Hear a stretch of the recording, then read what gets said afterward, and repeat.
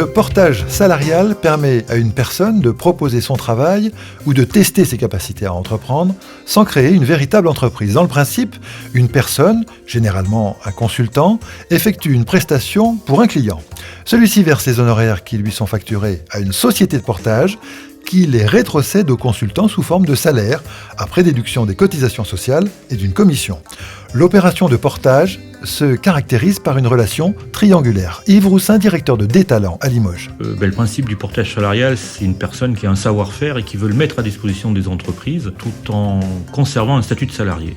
Ça, c'est le principe résumé du portage salarial. Il y a un client qui est le client du consultant, chez qui il va effectuer une mission, donc il en négocie les termes, donc c'est le montant, la durée et le contenu surtout. Avec cela, on fait nous un contrat de prestation de service avec son client et en contrepartie, il a un contrat de travail. Ça, c'est la base de toute relation. Ce contrat de travail permet de lui verser sa rémunération, lui confère tous les droits d'un salarié standard, quel qu'il soit. Il n'y a pas de discrimination ou d'avantage ou d'inconvénient particulier. Son salaire est basé par rapport à ce qui va être facturé. Les débuts sont parfois compliqués à mettre en œuvre, mais une fois que le début est mis en œuvre, et dans le cas où l'activité du consultant dure en portage salarial, on arrive à trouver des mécanismes où les salaires mensuels sont versés extrêmement régulièrement avec des montants réguliers. Voilà. Il y a juste des petits ajustements en fin d'année.